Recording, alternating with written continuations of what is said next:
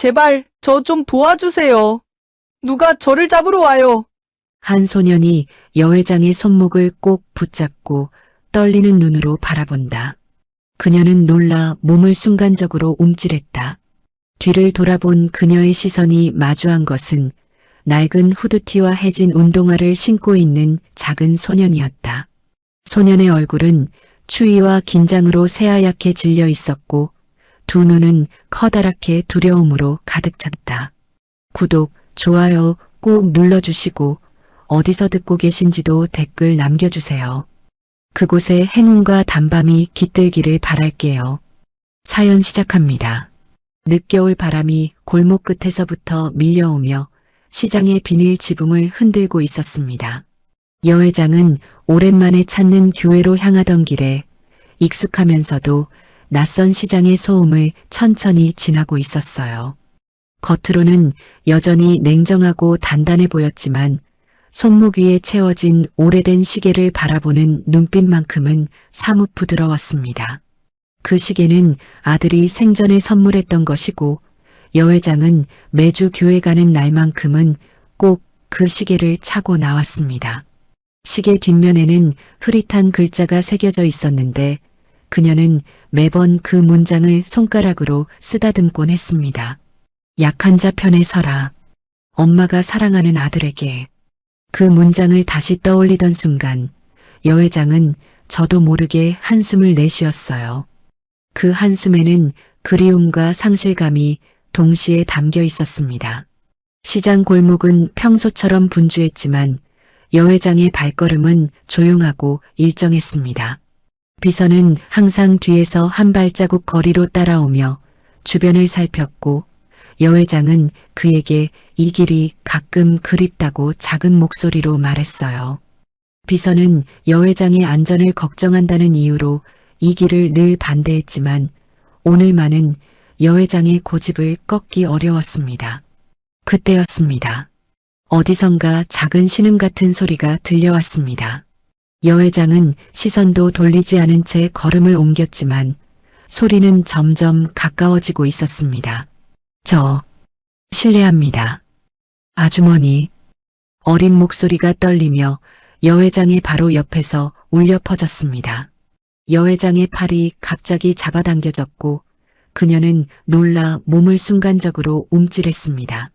뒤를 돌아본 그녀의 시선이 마주한 것은 낡은 후드티와 해진 운동화를 신고 있는 작은 소년이었어요.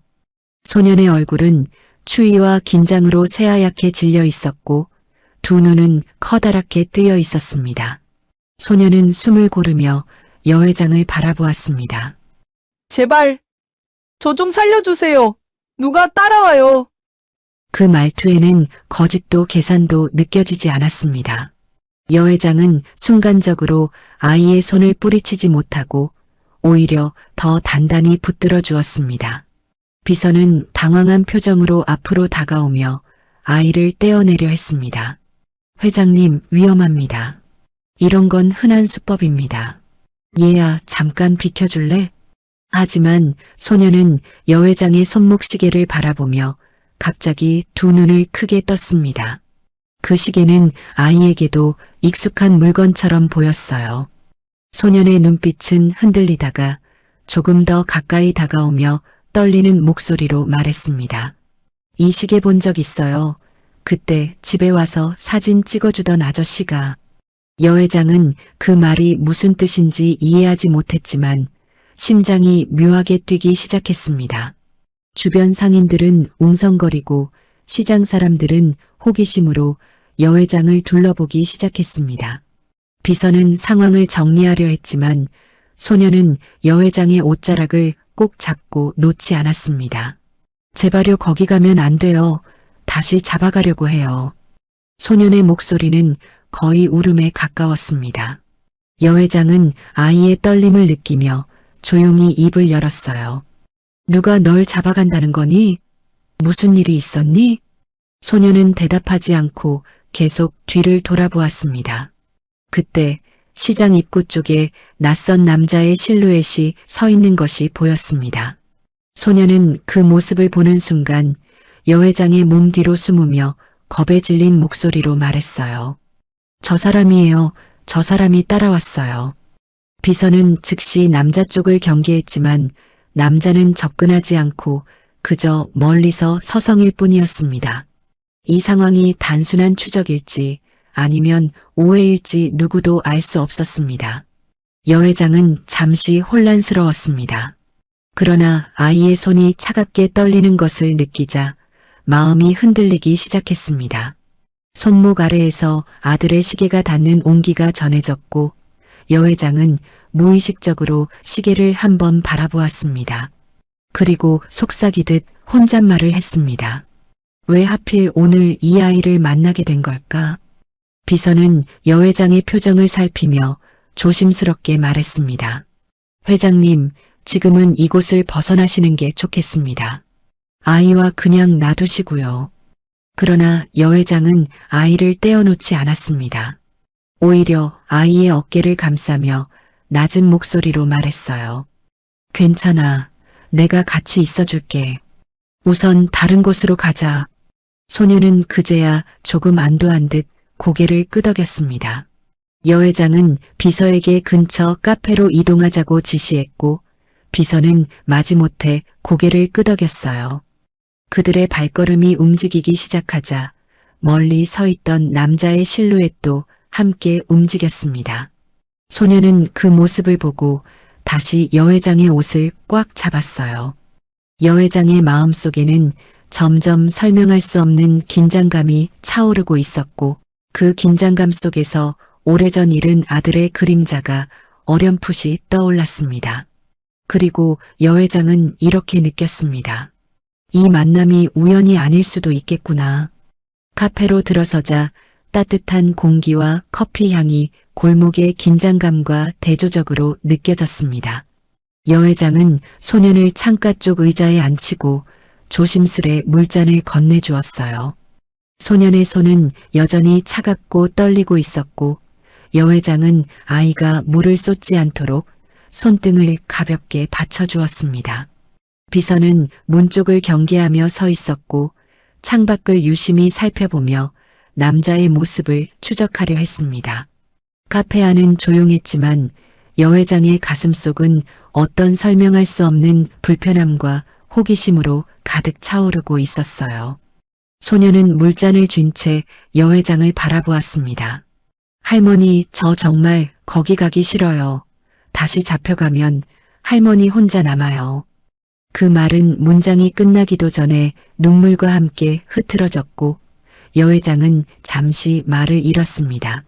비서는 아이의 울음을 보며 깊은 한숨을 내쉬었고 곧 단호하게 다가왔어요. 회장님, 이건 분명히 계획된 행동일 수 있습니다. 아이가 사전에 누군가에게 시킨 대로 움직일 가능성도 있어요. 소녀는 그 말에 즉시 고개를 저었습니다. 아니에요. 전 그런 거 몰라요. 그냥 무서워서. 여 회장은 두 사람의 대화를 조용히 듣다가 아이의 어깨에 손을 올렸습니다. 그래, 진정해라. 근데 누가 널 잡아가려고 한다는 건 무슨 뜻이지? 그때 카페 문이 갑자기 열리며 문종이 또랑또랑 울렸습니다. 소녀는 반사적으로 몸을 웅크리며 여 회장의 뒤로 숨었고 여 회장은 무의식적으로 몸을 굽혀 아이를 감싸 안았어요. 문을 연 사람은 커다란 쇼핑백을 든 아주머니였고 위협과는 거리가 먼 사람이었지만 소년의 반응은 너무도 즉각적이었습니다. 비서는 그 모습을 보며 어딘가 걸리는 느낌을 받았고 아이에게 다시 질문했어요. 아까 그 남자 너한테 어떤 사람이냐? 왜 따라온 거니? 소녀는 작은 목소리로 대답했습니다. 그 사람 보호시설에서 왔어요. 저를 데리고 가려고요. 여 회장은 놀라 비서를 바라보았습니다. 비서도 당황한 듯 눈을 크게 뜨며 보호시설? 이라고 중얼거렸어요. 소녀는 눈물을 훔치며 말을 이었습니다. 할머니랑 둘이 살았어요. 근데 할머니가 가끔 기억을 못 하시거든요. 그래서 보호시설에서 절 데려가려고. 여 회장의 마음이 순간 크게 흔들렸습니다. 그녀는 아들의 봉사 기록 속에서 자주 보던 문장을 떠올렸습니다. 약한 사람과 함께하는 삶이 가장 큰 책임이다. 그 문장은 지금 손목시계의 뒷면에 새겨진 글귀와도 연결되어 있었어요. 여 회장은 무의식적으로 시계를 문질렀고 소녀는 그 모습을 다시 바라보며 떨리는 목소리로 말했습니다. 그 시계 진짜 많이 본 것 같아요. 집에 있던 사진에 그 아저씨가. 여 회장은 설명되지 않는 떨림을 느끼며 소년의 말을 끝까지 기다렸습니다. 하지만 대화는 갑자기 끊겼습니다. 카페 문이 또 한 번 열리며 이번엔 낯익은 실루엣이 들어왔기 때문입니다. 아까 시장에서 서성거리던 바로 그 남자였습니다. 소녀는 문을 보자마자 얼굴이 하얗게 질리며 여 회장의 팔을 꽉 붙잡았어요. 저 사람이에요. 제발 저 좀 숨겨주세요. 여 회장은 본능적으로 아이를 감싸며 남자를 바라보았습니다. 남자의 얼굴에는 공격성은 없었지만 목적이 분명해 보이는 단단한 표정이 자리 잡고 있었어요. 비서는 즉시 남자 앞으로 걸어나가 막아섰습니다. 당신들 왜 따라오는 겁니까? 남자는 신분증을 꺼내 보이며 낮은 목소리로 말했습니다. 저는 아동보호센터 직원입니다. 저 아이는 시설 이탈 아동입니다. 다시 데려가야 합니다. 카페 안의 긴장감이 순식간에 무겁게 가라앉았습니다. 여 회장은 남자의 말을 듣고도 쉽게 믿을 수 없었어요. 소년의 손이 너무도 필사적으로 떨리고 있었기 때문입니다. 소년은 고개를 세차게 흔들며 말을 뱉었습니다. 거기 가면 안 돼요. 제 할머니 혼자 계세요, 진짜로. 비서는 여 회장을 보며 조용히 말했다. 회장님, 아이가 거짓말을 하고 있는지도 모릅니다. 시설에서 이탈한 건 사실일지 몰라도 지금 이 상황을 이용하려는 걸 수도 있어요. 여 회장은 흔들리지 않으려 했지만 소년의 눈빛은 도저히 거짓으로 보이지 않았습니다. 아이가 지키고 싶은 할머니라는 단어는 여 회장의 마음 깊숙한 곳까지 파고들었어요. 잃어버린 아들의 마지막 봉사 기록, 그 안에 적혀있던 노인 돌봄 가정이라는 문장이 희미하게 머릿속에 떠올랐습니다.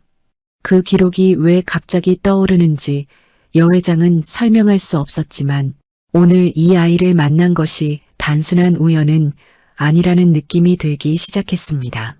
남자가 한 걸음 다가오자 소녀는 비명을 지를 듯 몸을 움츠렸고 여 회장은 반사적으로 소년을 끌어안았습니다. 카페 안에 있던 사람들까지 놀라 모두 시선을 돌렸어요.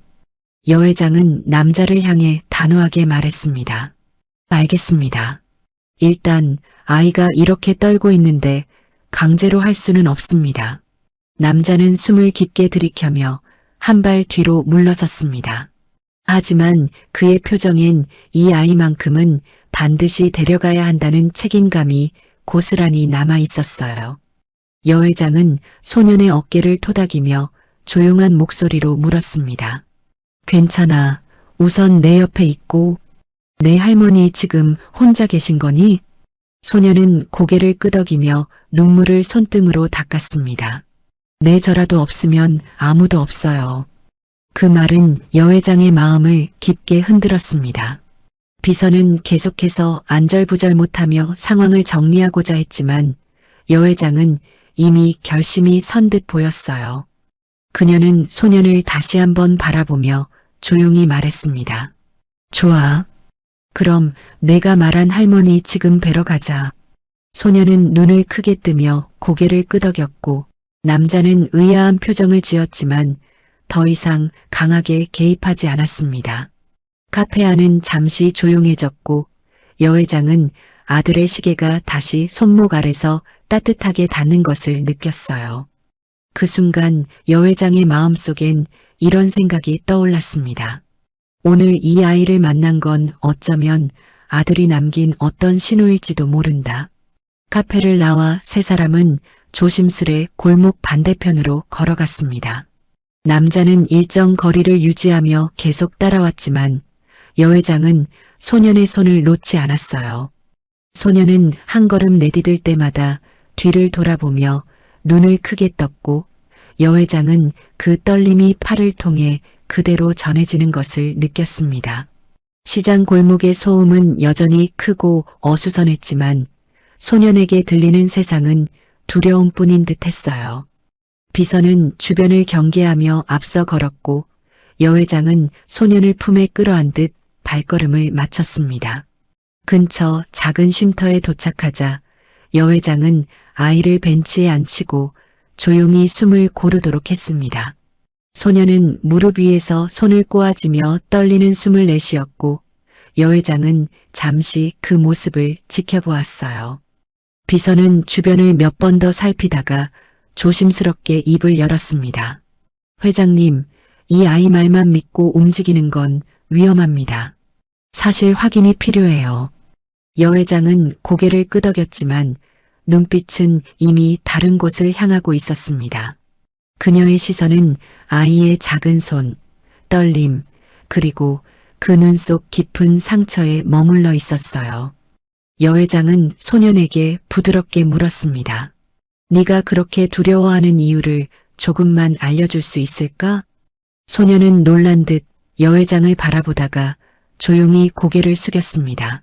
할머니, 혼자 계세요. 제가 없으면 아무도 안 와요. 그 아저씨는 저를 데리고 가려고요. 그러면 할머니는? 소년의 목소리는 그 자리에서 뚝 끊어졌습니다. 여 회장은 아이가 그 말조차 쉽게 꺼낼 수 없다는 걸 깨달았어요. 그 침묵은 단순한 무서움이 아니라 깊은 책임감에서 나온 것이었습니다. 여 회장은 잠시 주변을 둘러보다가 작은 목소리로 말했습니다. 혹시 내 할머니 많이 편찮으시니? 소녀는 천천히 고개를 끄덕였습니다. 가끔 제 이름도 잊어요. 그리고 밥도 잊어버리세요. 그래서 제가 해야 돼요. 할머니는 절 버린 적 없어서 제가 지켜야 돼요. 그 말은 여 회장의 가슴을 깊게 파고들었습니다. 여 회장은 자신도 모르게 시계를 한번 쓰다듬었어요.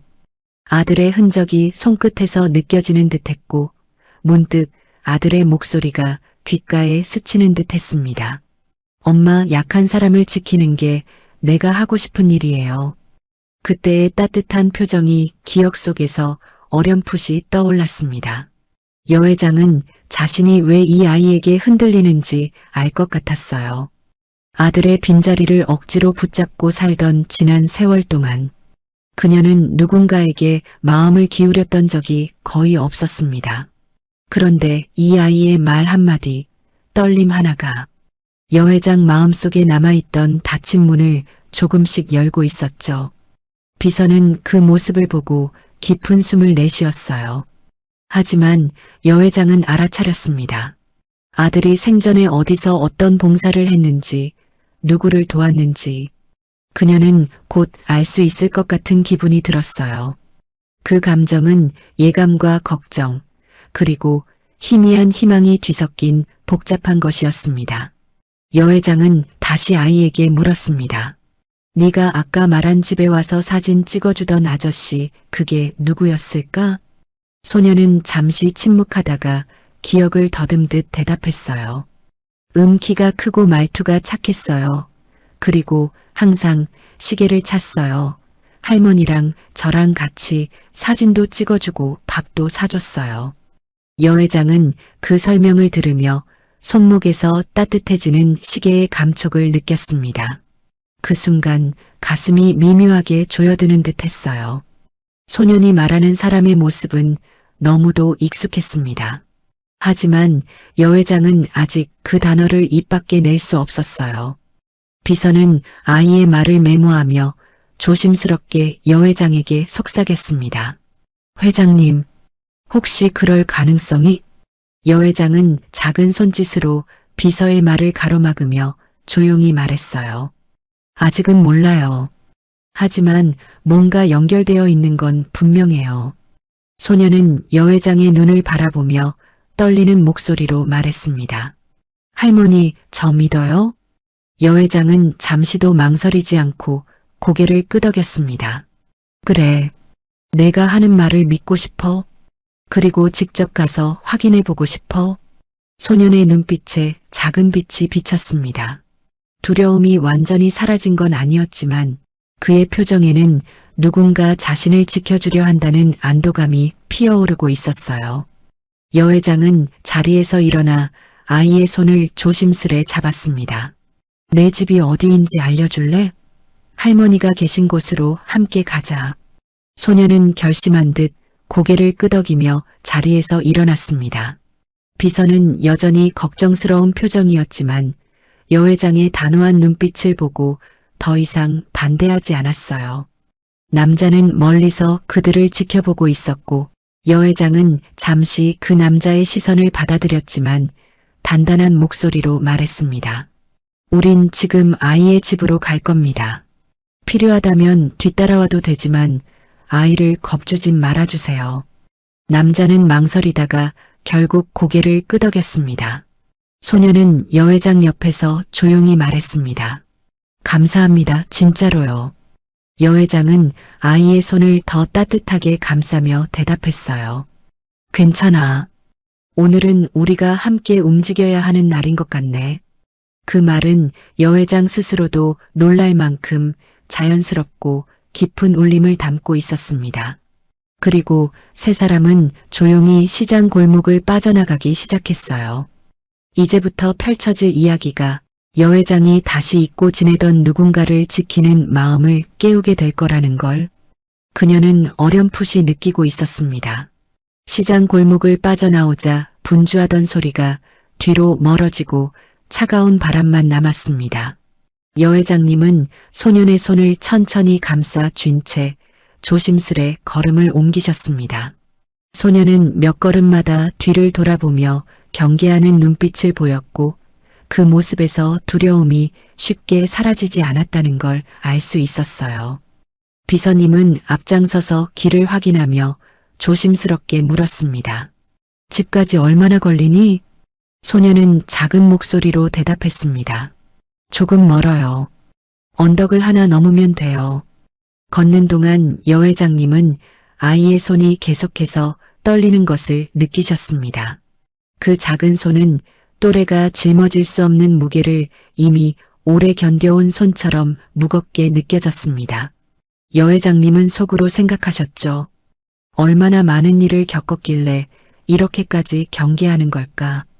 그러면서도 이상하게 이 아이는 거짓말을 하는 아이라는 생각이 전혀 들지 않았습니다.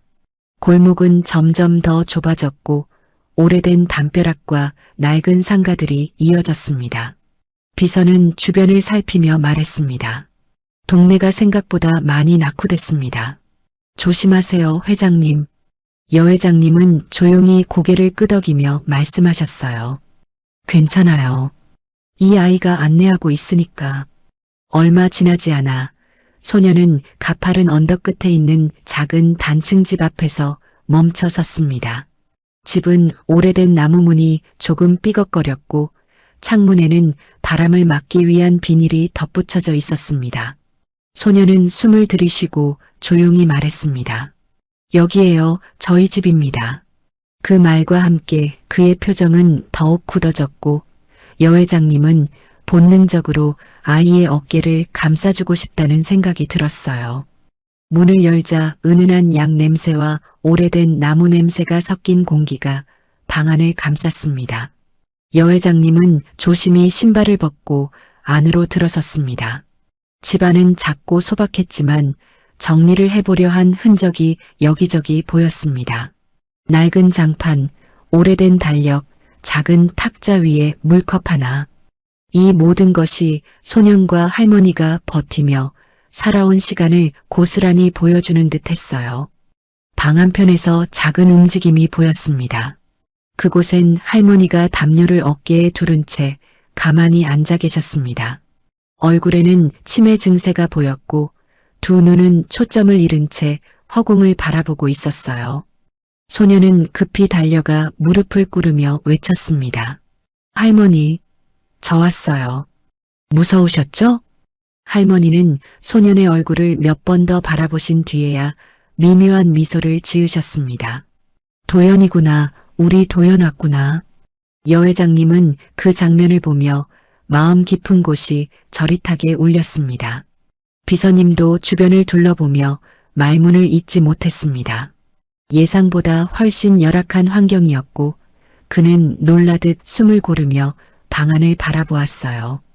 여 회장님은 조심히 다가가 할머니에게 인사드렸습니다. 안녕하세요. 저는 도연이를 잠시 도와주려 온 사람입니다. 할머니는 여 회장님을 천천히 바라보며 흐릿한 목소리로 말씀하셨습니다. 아이고 또 왔네. 그 착한 청년 엄마 닮은 사람이네. 여 회장님의 눈이 순간 크게 흔들렸습니다. 비서 역시 놀란 표정으로 여 회장님을 바라보았어요.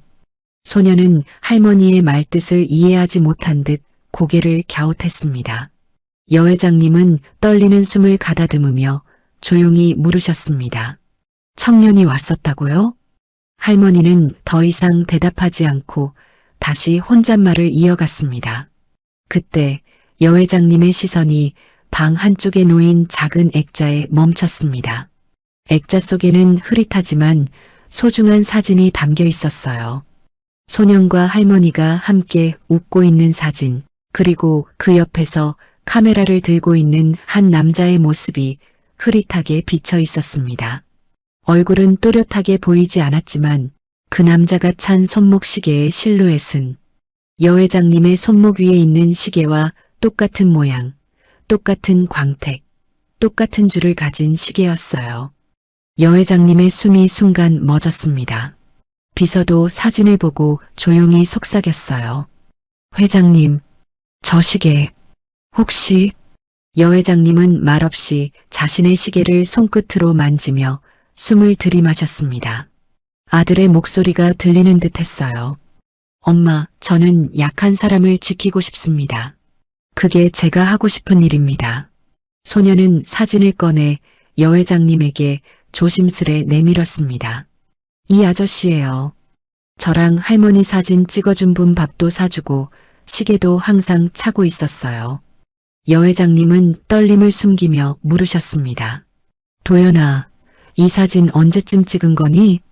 소녀는 잠시 생각하다 대답했어요. 제가 유치원 다닐 때쯤이요. 근데 어느 날부터 안 오셨어요. 그래서 다시 못 봤어요.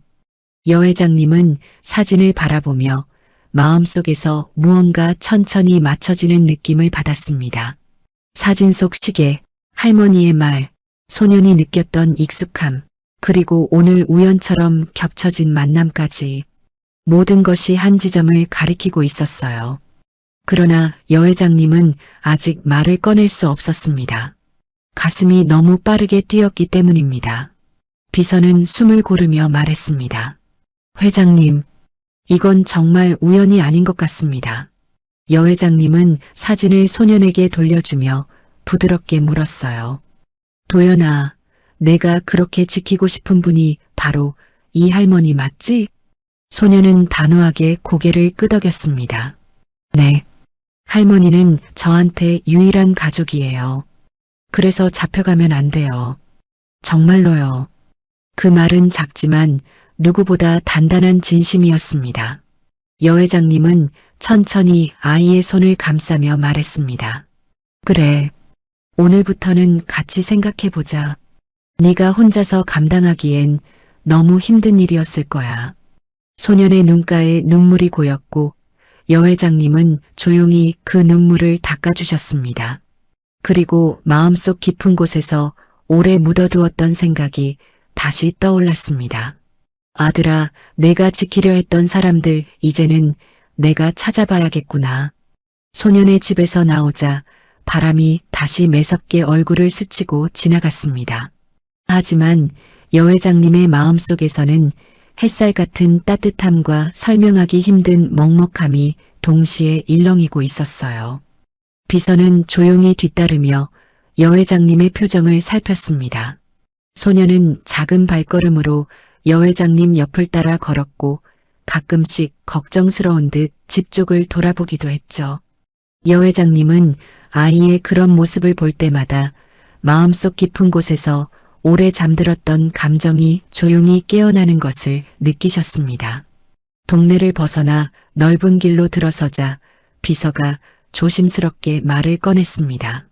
회장님, 방금 그 사진, 그리고 할머니 말씀, 그게 다 우연이라고 보기는 어려워 보입니다. 여 회장님은 말을 하지 않고 천천히 걸음을 옮겼습니다. 손목 위의 시계가 바람에 차갑게 식어 있었지만 그 온도 아래에는 아들의 온기가 아직 남아있는 듯 했어요. 그 시계를 향해 자연스럽게 손끝이 가닿았고 여 회장님은 조용히 숨을 들이마셨습니다. 나도 그렇게 느끼고 있습니다. 그 목소리는 흔들렸지만 오히려 진심이 더 깊이 담겨 있었습니다. 소녀는 여 회장님을 올려다보며 조심스럽게 입을 열었습니다. 할머니 아니, 회장님, 저 오늘 도와주셔서 정말 감사해요. 여 회장님은 부드럽게 웃으며 고개를 끄덕이셨습니다. 괜찮아, 도연아.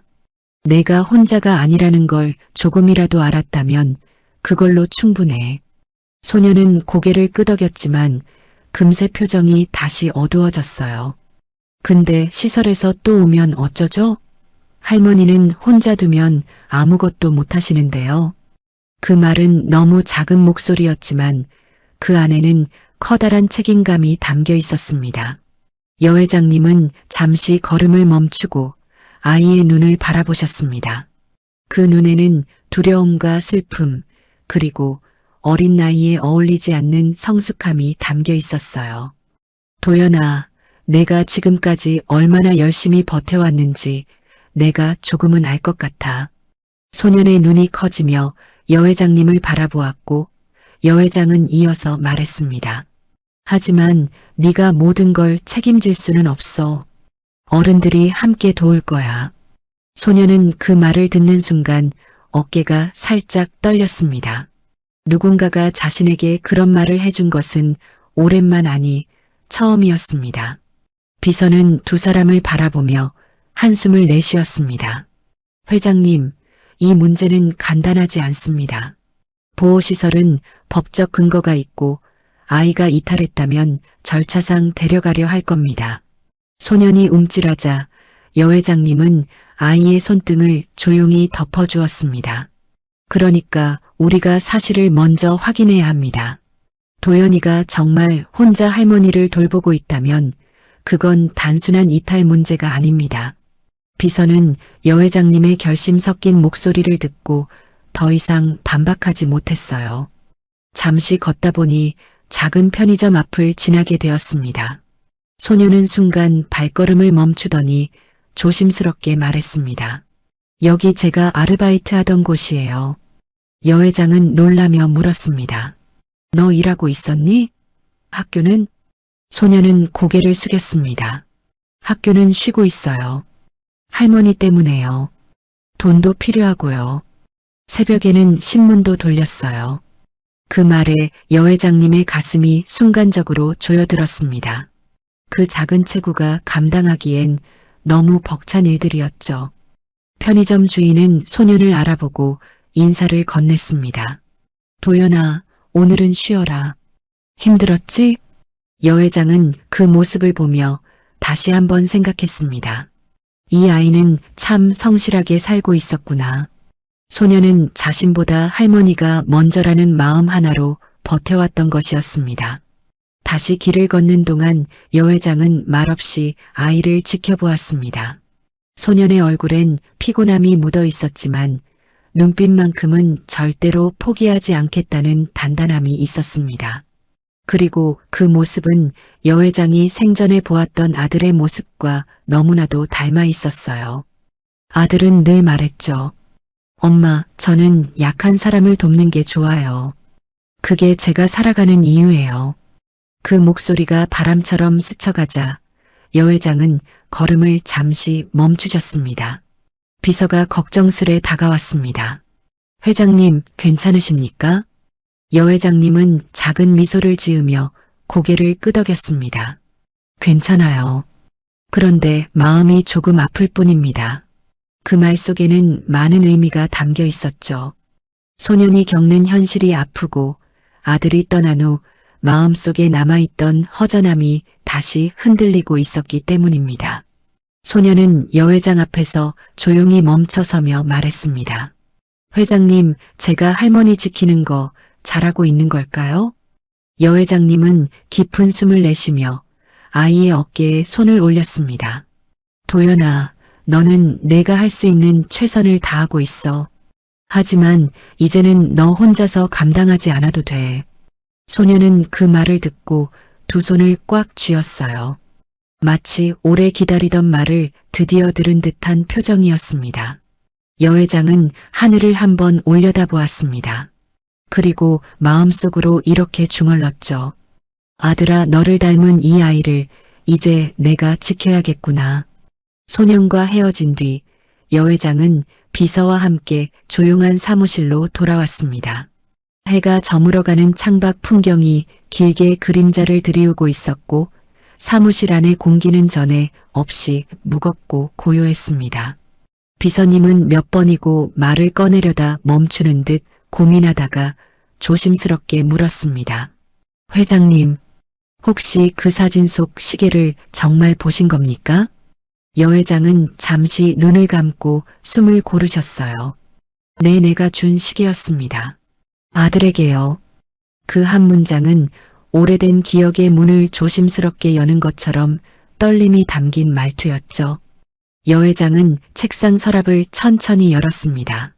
서랍 안에는 오래 보관된 듯한 가죽 노트가 깔끔하게 정리된 상태로 들어 있었어요. 그 노트는 아들이 생전에 쓰던 봉사일지였습니다. 여회장은 한동안 손을 떨며 노트를 바라보았고 비서는 조심스럽게 빈 의자를 앞으로 밀어드렸습니다. 회장님, 너무 힘드시면 제가 정리해 보겠습니다. 아닙니다. 이건 제가 직접 봐야겠어요. 일지를 펼치자 여러 해 동안 봉사한 기록들이 날짜별로 차곡차곡 적혀 있었습니다. 아들의 필체는 단정하면서도 부드러웠고 그 글씨를 보는 것만으로도 여회장의 눈이 살짝 촉촉해졌어요. 한 장, 두 장 넘기던 중 여회장의 손이 갑자기 멈췄습니다. 어떤 페이지 한가운데에 작게 적힌 글귀가 눈에 들어왔기 때문입니다. 윤도현 3세, 할머니와 단둘이 생활, 주기적으로 방문 필요, 아이 매우 영리함, 보호가 시급함, 익명 지원 유지할 것. 여회장님은 가슴이 조여오는 듯한 느낌을 받았습니다. 비서는 무언가 직감한 듯 조심스럽게 물었어요. 회장님, 설마 그 아이가... 맞습니다. 여회장님의 목소리는 떨렸지만 분명했습니다. 아들이 이 아이를 알고 있었네요. 아주 어릴 때부터요. 그 순간 사무실의 공기가 한층 더 무거워졌습니다. 비서는 조용히 자리에 앉으며 서류철을 하나 꺼냈습니다.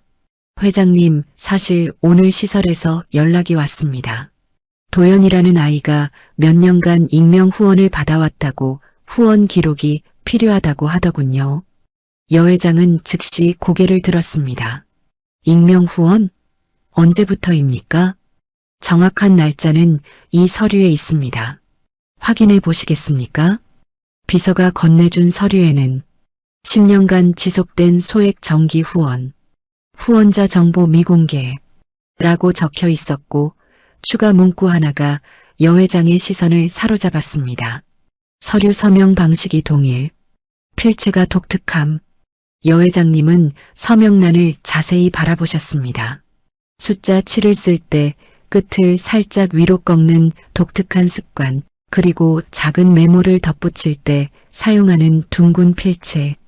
그 모든 것이 아들의 글씨와 완벽히 일치하고 있었어요. 손목 위의 시계가 다시금 여회장의 피부에 차갑게 닿았습니다. 마치 아들이 등 뒤에서 조용히 맞아요. 엄마라고 말하는 듯한 온기까지 느껴졌죠. 여회장의 손끝이 서류 위에서 떨렸습니다. 이건 아들입니다. 아들이 맞아요. 비서는 순간 말을 잃었고 고개를 숙인 채 조용히 숨을 삼켰습니다. 하지만 이것은 시작에 불과했습니다. 후원 내역을 더 살펴보자 작은 금액이지만 매달 일정하게 보내졌고 그 시기는 아들이 사망한 시점과 정확히 맞물려 있었습니다. 아들이 떠나기 직전까지 후원을 이어오다 사고 이후 몇 달간 자동이체가 유지되다가 그 후 끊기게 된 기록이었습니다. 여 회장은 그 사실을 확인하고 난 뒤 한참 동안 아무 말도 하지 못했습니다. 문서 위에 고개를 숙인 채 깊은 숨만 조용히 내쉬고 있었어요. 비서가 조용히 말을 꺼냈습니다. 회장님, 도연이라는 아이가 아드님과 인연이 있었다면 이건 정말 하늘이 이끄는 일인지도 모릅니다. 여 회장은 천천히 고개를 들며 창밖을 바라보았습니다. 석양빛이 사무실 안으로 깊게 스며들고 있었고 그 색은 따뜻하면서도 아련했습니다. 아들이 왜 이 아이를 도왔는지 이유를 알고 싶습니다. 그 목소리는 결심을 담고 있으면서도 상처를 마주할 용기를 내는 사람의 목소리였습니다. 비서는 그 말을 듣고 천천히 고개를 끄덕였습니다. 제가 시설과 연락해 보겠습니다. 그리고 도연이가 어떤 상황이었는지 추가 자료도 확보해 보겠습니다. 여 회장은 초점 잃은 눈으로 서류 위의 글씨를 따라가며 조용히 중얼거렸어요. 아들아, 너는 왜 이 아이를 지키려 했니? 그리고 왜 나에게 아무 말도 하지 않았니? 그 질문에는 여러 감정이 담겨 있었습니다. 그리움, 아쉬움, 죄책감, 그리고 이제서야 알게 된 작은 희망까지요. 여 회장은 봉사일지를 조심스레 가슴 가까이에 끌어안았습니다. 좋아요. 도연이가 어떤 길을 걸어왔는지 내가 직접 확인하겠습니다. 그 말은 단순한 호기심이 아니라 이미 한 아이의 삶에 발을 들여놓은 어른의 책임이 담긴 말이었죠. 그리고 여 회장은 마음 깊이 느꼈습니다. 아들아, 내가 남긴 마지막 발자국을 이제 엄마가 따라가 보겠다. 다음 날 아침, 여 회장은 예상보다 이른 시간에 사무실에 도착하셨습니다. 평소 같으면 느긋하게 하루를 준비하셨겠지만 오늘은 마음이 복잡하고 분주했어요.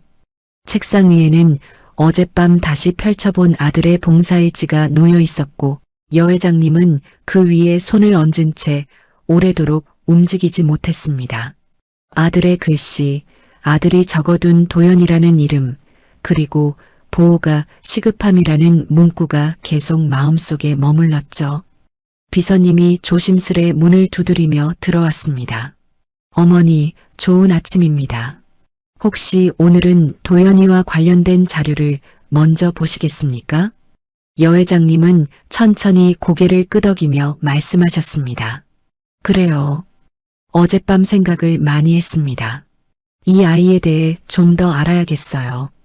비서님은 준비해온 서류 봉투를 조심스럽게 책상 위에 올렸습니다. 그 안에는 도연의 학교 출석 기록, 시설 기록, 그리고 생활기록부 일부가 들어 있었어요. 여 회장님은 한 장씩 넘기며 조용히 읽어나갔습니다. 그런데 문서 곳곳에서 조용함, 책임감 강함, 정직함이라는 말이 계속 눈에 들어왔습니다. 도연이가 이렇게 성실한 아이였습니까? 여 회장의 목소리에는 놀라움과 미안함이 동시에 담겨 있었어요. 비서가 대답했습니다. 예, 선생님들 평가도 좋았습니다. 다만 생활이 어려워서 학업에 집중하기 힘들었을 뿐이라고 합니다. 여 회장은 눈을 가늘게 뜨며 페이지를 더 넘기셨습니다. 문서 한쪽에 작은 사진이 붙어 있었는데 그것은 도연이가 학교 급식 배식 봉사를 하고 있는 모습이었어요. 작은 책으로 바쁘게 움직이면서도 다른 학생들에게 먼저 음식을 건네는 모습이 눈에 띄었습니다. 여 회장은 자신도 모르게 사진을 손가락으로 천천히 쓰다듬었습니다. 아이가 참 곱고 예의가 바른 눈을 가졌군요. 비서는 고개를 끄덕이며 말했습니다. 아이가 힘든 환경에서도 참 순수하게 자라온 것 같습니다. 잠시 후 도연이가 사무실 문 앞에서 조심스레 고개를 내밀었습니다. 저 불러서 왔습니다.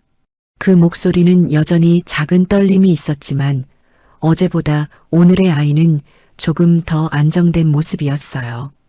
여 회장은 미소를 지으시며 손짓했습니다. 들어와, 도연아.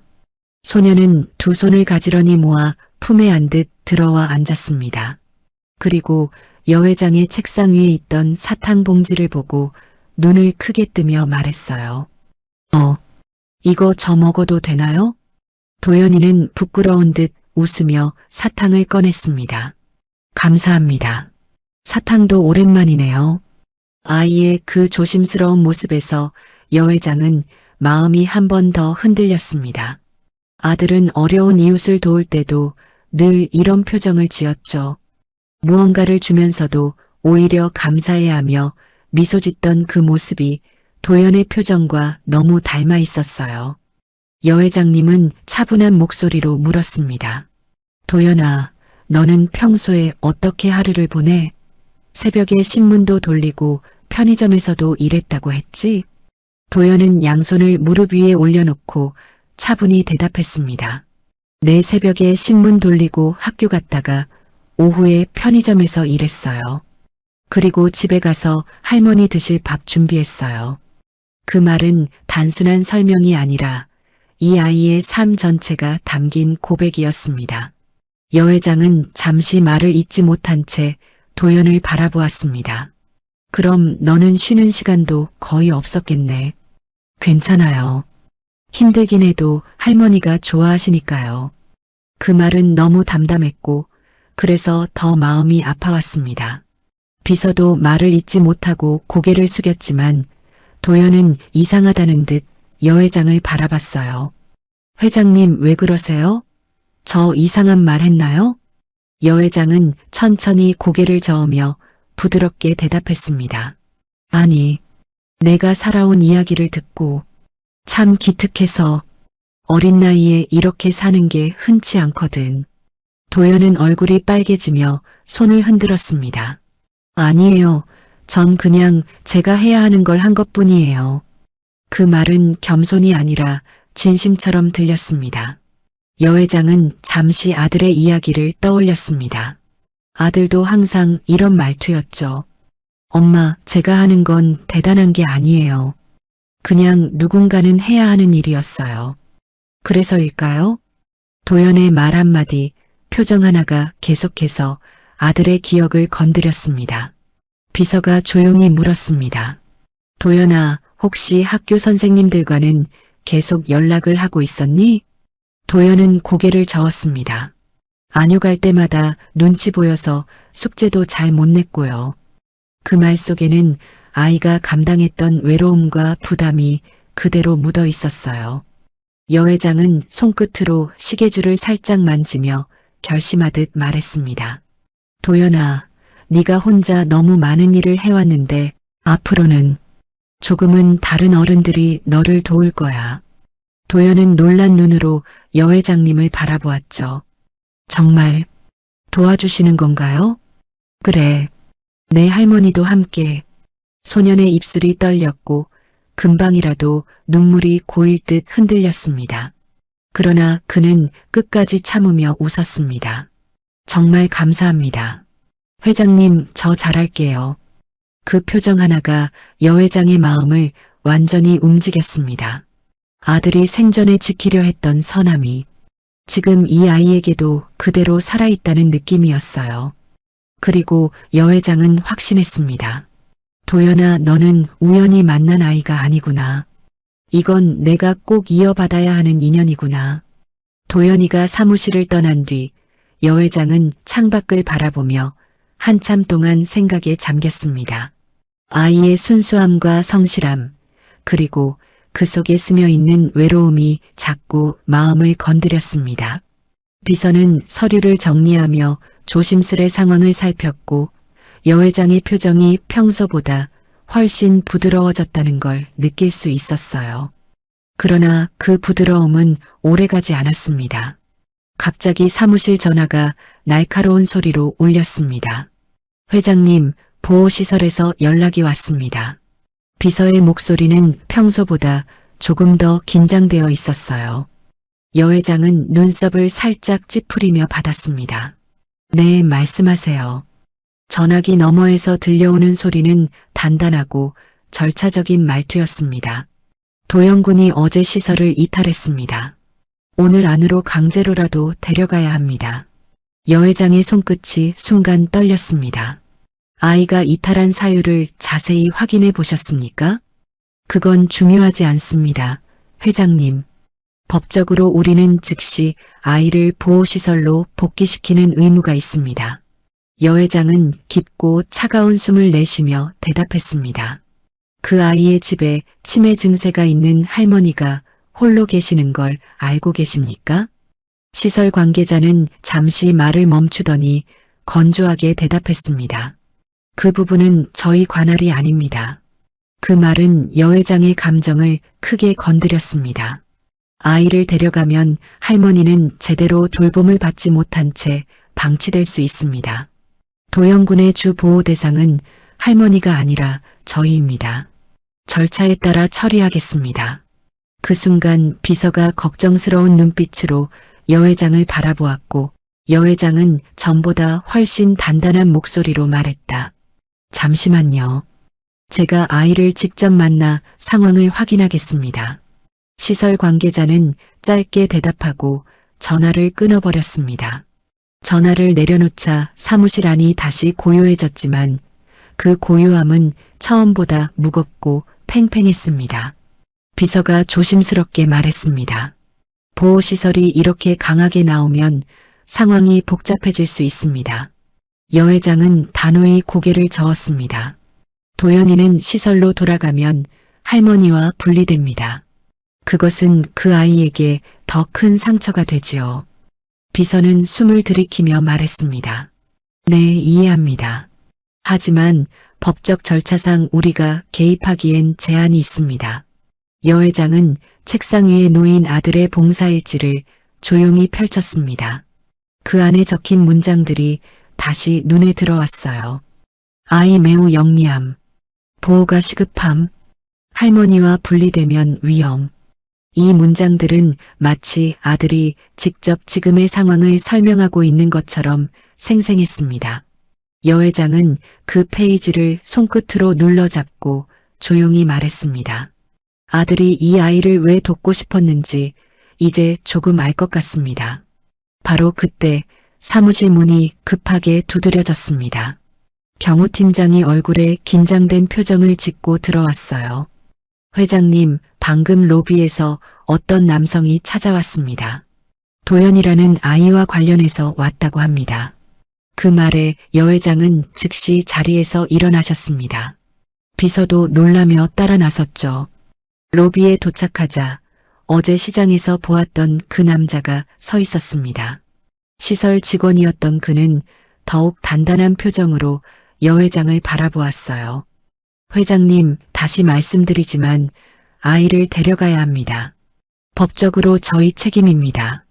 여 회장은 뒤로 숨듯 선 도연이를 찾으려 했지만 다행히 그는 이곳에는 없었습니다. 여 회장은 차분한 목소리로 말했습니다. 도연이는 지금 불안정합니다. 강압적으로 데려가려 하면 더 큰 문제가 생길 수 있습니다. 시설 직원은 고개를 저으며 대답했어요. 회장님, 아이가 어른을 설득하는데 능숙한 경우도 많습니다. 감정에 휘둘리면 안 됩니다.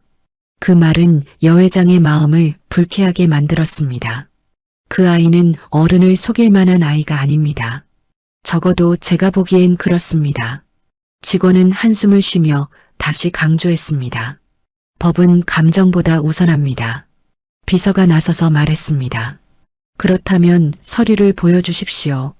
아이가 어떤 기준으로 시설에 배치되었는지, 가족관계는 어떤지, 그리고 환경조사는 제대로 되었는지 확인하겠습니다. 직원은 잠시 당황한 듯 눈을 깜빡였고 목소리를 낮추어 말했습니다. 그건 저희 내부 자료라서 쉽게 보여드릴 수 없습니다. 여 회장은 눈빛을 단단히 세우며 말했다. 그 아이는 제 아들이 생전에 후원하던 아이일 가능성이 큽니다. 이 문제는 함부로 넘길 수 없습니다. 직원의 표정이 순간 흔들렸습니다. 비서는 재빨리 회장의 뒤에서 서류를 꺼내어 보였습니다. 그 안에는 어제 확인한 익명 후원 기록이 정리되어 있었죠. 비서의 목소리가 조용하지만 단단하게 울렸습니다. 이 아이에 대한 후원은 회장님의 아드님이 직접 진행하셨습니다. 이 문제는 일반적인 시설 이탈 문제로 처리할 사안이 아닙니다. 직원은 더 이상 단호한 말투를 유지하지 못하고 고개를 숙였습니다. 그러나 그는 마지막까지 자신의 임무를 강조했어요. 그렇다 해도 결국 아이는 시설에서 보호받아야 합니다. 저는 제 임무를 수행해야 합니다. 여 회장은 그 말을 듣고 잠시 눈을 감았습니다. 그리고 아주 조용하지만 흔들림 없는 목소리로 말했습니다. 좋습니다. 저는 이 아이가 안전하게 지낼 방법을 찾겠습니다. 하지만 강제로 데려가는 일은 제가 절대 허락하지 않겠습니다. 직원은 더 말을 잇지 못하고 잠시 머뭇거리다가 결국 자리를 떠났습니다. 그의 뒷모습이 사라질 때까지 여 회장은 조용히 그 방향을 바라보셨습니다. 비서가 조심스레 물었습니다. 이제 어떻게 하시겠습니까? 여 회장은 손목의 시계를 바라보며 차분히 대답하셨습니다. 아들이 시작한 일을 이제 내가 이어가야지. 도연이와 할머니를 지킬 방법을 찾겠습니다. 그 말은 단순한 의지가 아니라 이미 책임을 품은 사람의 다짐처럼 울렸습니다. 그리고 여 회장은 느끼고 있었습니다. 이 갈등은 이제 막 시작되었을 뿐이라는 것을요. 시설 직원이 떠난 뒤 로비에는 한동안 적막이 흘렀습니다. 여 회장은 천천히 숨을 내쉬며 마음을 다잡으려 했지만 가슴 한쪽에서는 여전히 묵직한 무언가가 요동치고 있었어요. 비서는 조심스럽게 뒤에서 다가와 작은 목소리로 물었습니다. 정말 괜찮으십니까? 여 회장은 고개를 끄덕였지만 그 안에는 고민과 결심이 동시에 묻어 있었습니다. 비서, 차를 준비해 주세요. 잠시 교회에 다녀오고 싶습니다. 비서는 놀란 듯 여 회장을 바라봤어요.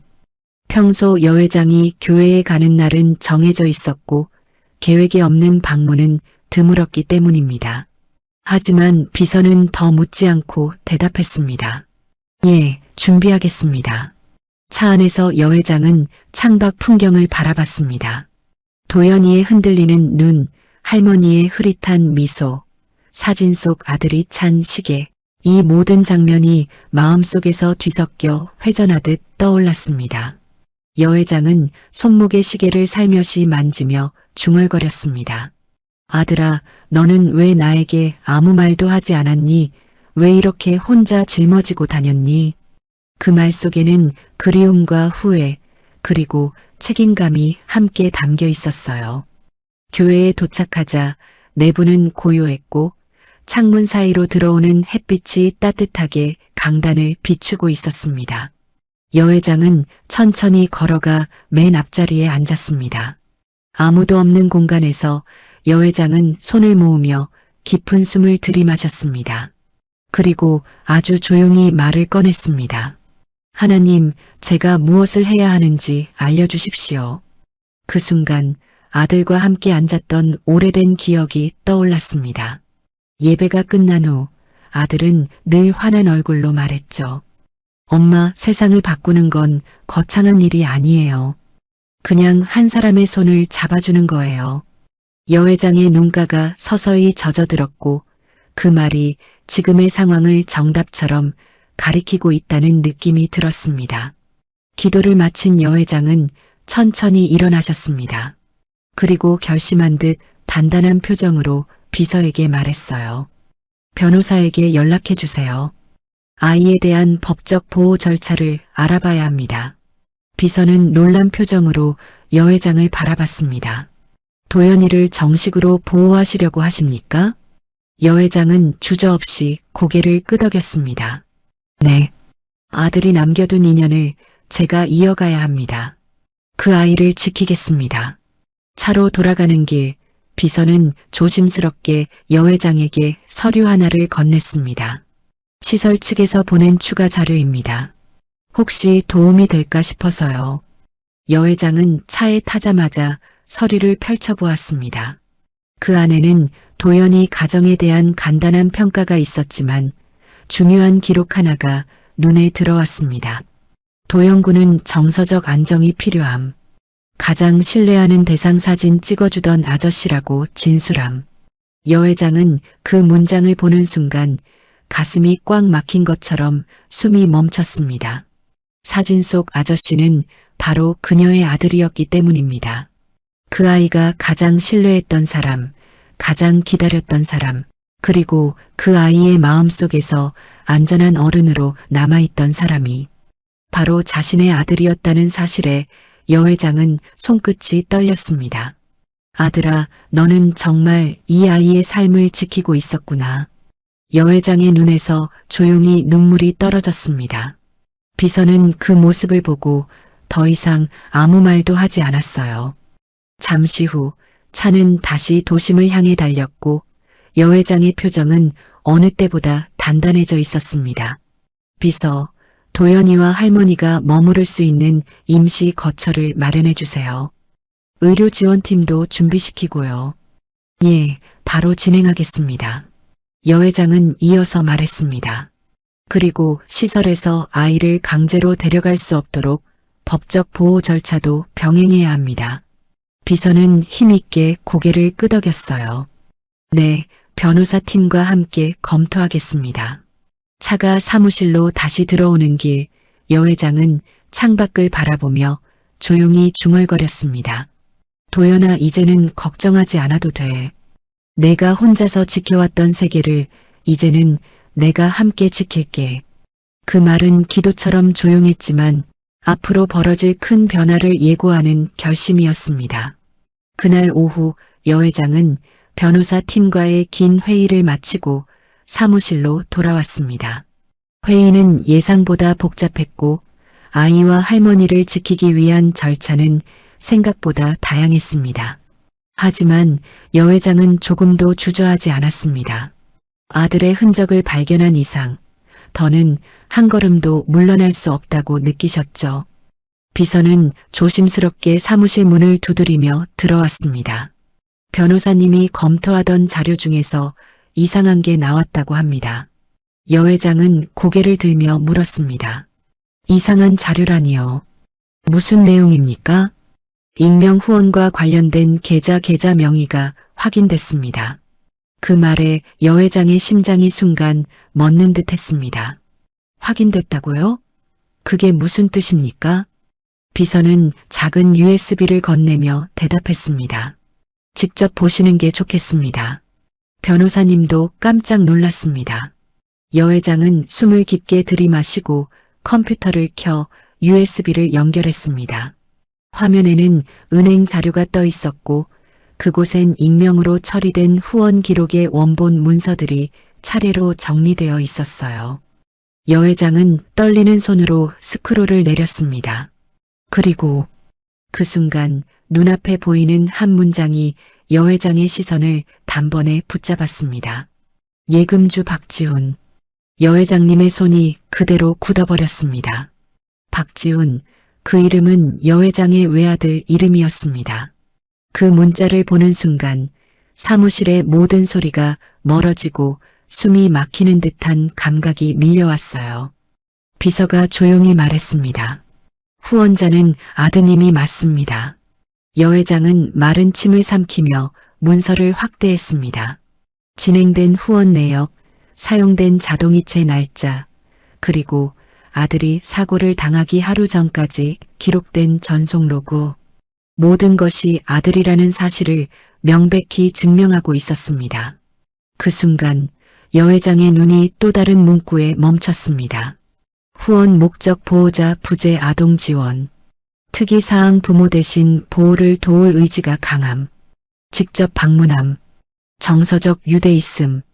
여 회장은 입술이 떨렸습니다. 아들아, 너는 이 아이를 이렇게까지. 비서가 조용히 옆에서 말을 보탰습니다. 변호사 말로는 아드님이 생전의 시설과도 이미 논의를 계속하고 계셨다고 합니다. 아이를 단순 후원자가 아니라 보조 보호자로 등록하려 했다는 기록까지 남아 있습니다. 여 회장은 깊은 숨을 들이마시고 창밖을 바라보았습니다. 햇빛이 유리창을 천천히 지나며 책상 위로 비쳐들었고 그 빛은 마치 아들이 곁에 있는 듯한 따뜻함을 띠고 있었어요. 아들이 이 아이를 지키려고 했군요. 속삭이듯 흘러나온 말은 한순간 공기 속으로 퍼졌습니다. 비서는 한 장의 서류를 더 건네며 말했습니다. 그리고 이건 중요합니다. 도영군의 기록 중에서 아드님이 직접 작성한 메모가 하나 더 있었습니다. 여 회장은 떨리는 손으로 그 메모를 펼쳤습니다. 도연이는 사람을 믿습니다. 두려움이 많지만 마음속에는 따뜻함이 많은 아이입니다. 할머니를 지키려는 마음이 강합니다. 혼자 살게 두면 위험합니다. 가능하다면 제가 지켜야 합니다. 여 회장의 입술이 부르르 떨렸습니다. 세상의 어떤 문장보다도 깊게 가슴을 찌르는 문장이었어요. 아들아, 너는 이렇게 말해두고 떠났구나. 눈물이 한 줄기 조용히 여 회장의 뺨을 타고 흘렀습니다. 비서는 말없이 작은 휴지를 내밀었습니다. 여 회장은 눈물을 닦으며 조용히 그러나 분명한 목소리로 말했습니다. 제가 이어받겠습니다. 아들이 지키지 못한 그 아이의 삶을 이제는 제가 지키겠습니다. 그 순간 사무실 전화가 울렸습니다. 비서가 급히 받자 긴장된 목소리로 말했어요. 회장님, 시설에서 다시 연락이 왔습니다. 오늘 안으로 도영군을 데려갈 준비를 하고 있다고 합니다. 여 회장의 눈빛이 단단하게 굳어졌습니다. 변호사팀 전원 대기시키고 아이에게 연락해 주세요. 그리고 오늘부터 도연이는 혼자가 아닙니다. 그 말은 선언이었고 약속이었으며 아들이 남긴 마지막 인연을 받아들이는 순간이었습니다. 시설로부터 다시 연락을 받은 뒤 여 회장은 마음속에서 더는 흔들림이 없었습니다. 아들을 잃은 뒤로 오랫동안 붙잡아둔 슬픔이 도연이라는 아이를 통해 새로운 형태로 움직이기 시작한 듯 했어요. 그리고 그 감정은 이번만큼은 절대 무시할 수 없는 강한 책임감이었습니다. 비서, 바로 도연이에게 연락해 주세요. 여 회장의 목소리는 단단했지만 따뜻했습니다. 비서는 주저없이 전화를 걸었고 얼마 안 있어 수화기 너머에서 소년의 작은 목소리가 들려왔습니다. 네, 회장님이세요? 여 회장은 조심스럽게 미소를 지으며 대답하셨습니다. 도연아, 지금 어디 있니? 할머니는 괜찮으시고? 네, 지금 집에 있어요. 할머니 옆에 있어요.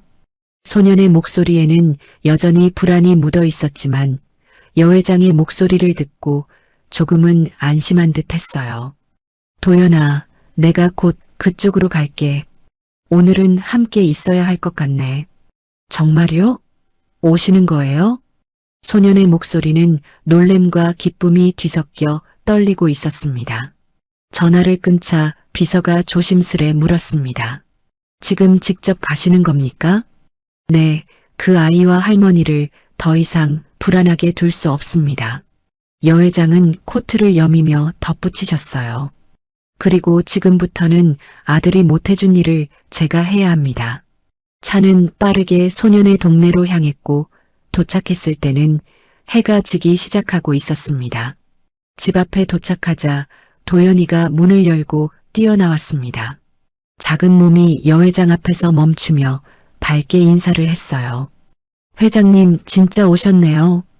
여 회장은 아이의 머리를 살며시 쓰다듬으며 말했습니다. 그래, 약속했잖아. 함께 있겠다고. 집 안에 들어서자 할머니가 작은 목소리로 중얼거리며 아이를 찾고 계셨습니다. 여 회장은 조심스럽게 다가가 인사를 드렸습니다. 안녕하세요, 어르신.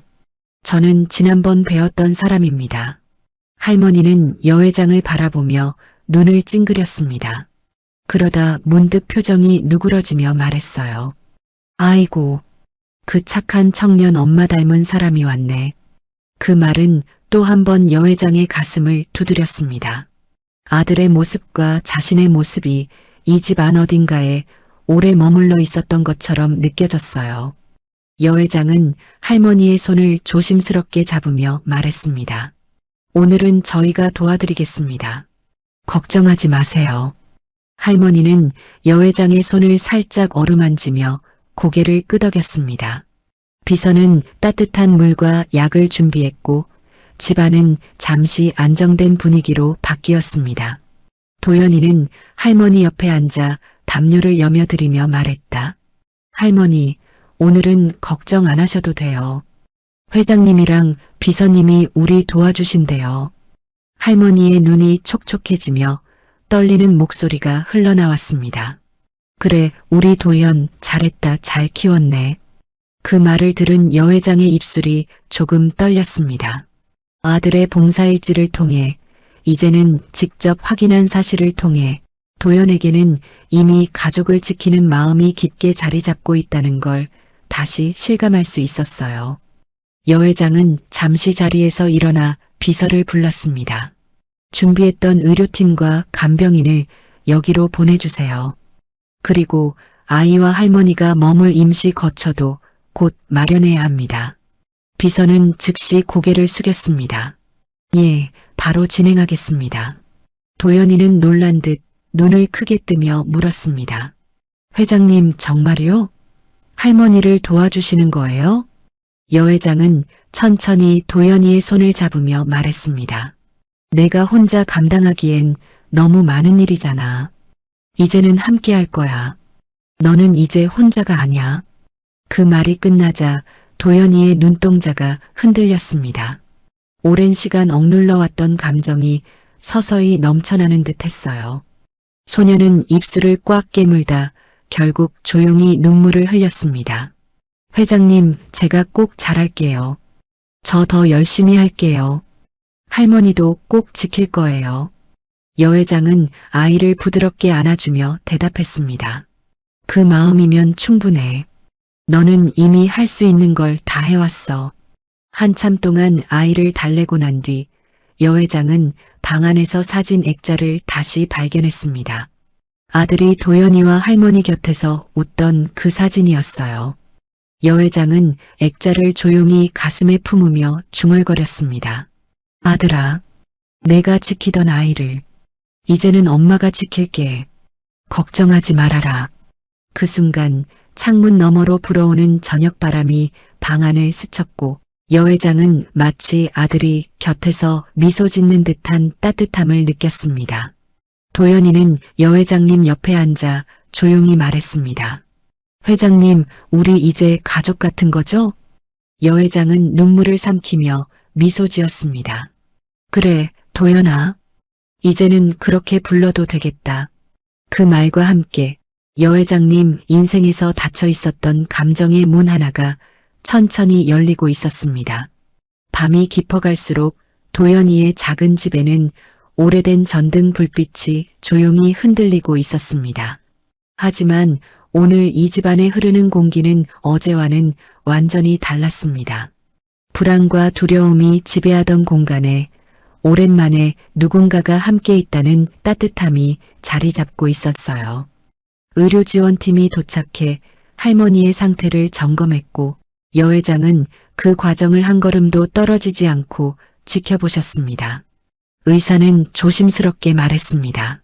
영양 상태가 꽤 안 좋습니다만 꾸준히 관리하면 안정될 수 있습니다. 여 회장은 고개를 끄덕이며 대답했습니다. 그렇습니까?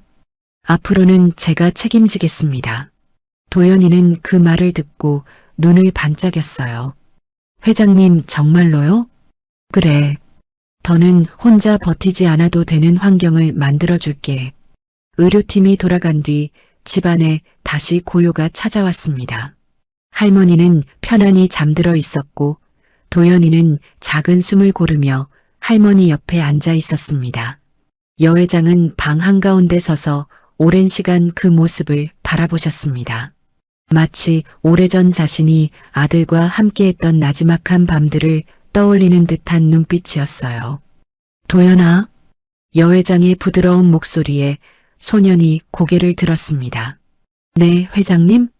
너도 무척 힘들었을 텐데 이렇게 담담하게 버텨줘서 고맙다. 도연이는 고개를 숙이며 말했습니다. 전 괜찮아요. 할머니만 잘 계시면 전 아무것도 필요 없어요. 그 말은 너무 순수했고 그래서 더 마음을 울렸습니다.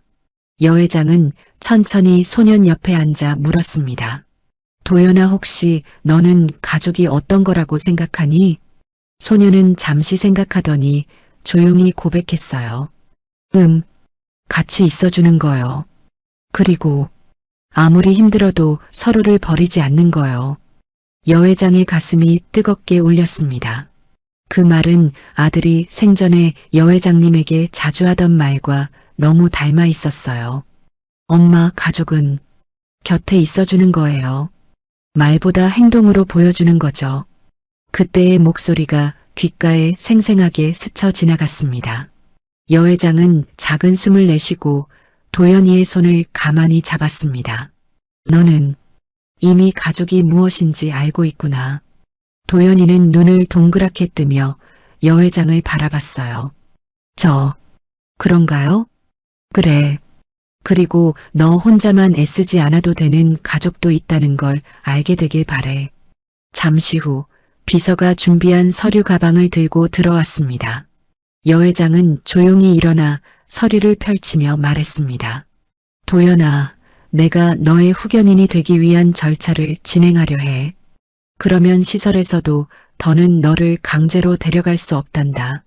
도연이의 숨소리가 순간 멈춘 듯 했습니다. 소녀는 믿기지 않는 표정으로 여회장을 바라봤어요. 저 정말 저를 지켜주시는 건가요? 그래. 아들이 지키고자 했던 인연 내가 이어가려고 해. 도연이의 눈에 눈물이 천천히 고였습니다. 그 눈물은 두려움과 슬픔이 아니라 오랫동안 기다려왔던 안전한 마음으로 처음 나는 눈물이었어요. 소녀는 울음을 삼키며 말했습니다. 저 잘할게요. 회장님, 절대 실망 안 시킬게요. 여회장은 조용히 고개를 저었습니다. 도연아, 너는 이미 충분히 잘했어. 너는 그동안 혼자가 아니었고 앞으로도 그럴 거야. 비서는 밖에서 작은 전화 한 통을 마치고 들어와 보고했습니다. 임시 거처가 준비됐습니다. 의료팀과 간병인도 바로 투입할 수 있습니다. 내일부터는 더 안전한 곳에서 지내실 수 있습니다. 여회장은 고개를 끄덕이며 할머니를 다시 바라보았습니다. 이제 이분을 편안하게 모실 수 있겠군요. 방 안의 공기가 한층 누그러졌고 도연이는 안도의 숨을 내쉬며 할머니의 손을 꼭 잡았습니다. 할머니, 이제 괜찮아요. 우리 같이 갈 거예요. 할머니는 희미하게 눈을 뜨며 속삭였습니다. 그래, 또 왔구나. 그 착한 청년 엄마 닮은 사람. 그 말에 여회장의 눈이 살짝 젖어들었습니다. 이제는 할머니의 말이 무엇을 가리키는지 명확히 알 수 있었어요. 그 말은 아들이 남기고 간 마지막 흔적이자 지금 이 순간 여회장을 이 자리에 있게 만든 보이지 않는 손이었죠. 집 밖으로 나오자 저녁 공기가 차갑게 뺨을 스쳤지만 여회장님의 마음 한편은 따뜻함으로 가득 차 있었습니다. 도연이는 작은 발걸음으로 옆에서 따라오며 조용히 물었습니다. 회장님, 우리 앞으로도 계속 같이 있는 거죠? 여회장은 미소를 지으며 대답했습니다. 그래요, 도연아. 이제는 우리가 서로를 지켜야지. 그 말과 함께 여회장의 손목에 있는 오래된 시계가 부드럽게 빛을 받아 반짝였습니다. 아들이 남긴 마지막 선물이자 오늘 여회장이 한 선택을 축복하는 듯한 은은한 빛이었어요. 여회장은 하늘을 잠시 올려다보며 조용히 속삭였습니다. 아들아, 내가 지키려 했던 아이를 이제 엄마가 끝까지 지킬게. 그러니까 지켜보고 있으렴. 그 순간 마음 깊은 곳에서 오래 잠들어 있던 허전함이 조금씩 치유되는 느낌이 들었습니다. 그리고 그 자리에 새로운 가족을 향한 따뜻한 희망이 자라기 시작했습니다. 이 이야기가 가슴에 남는다면 구독, 좋아요, 알림 설정 꾹 눌러주세요. 누군가의 인생이 당신의 이야기일 수 있습니다.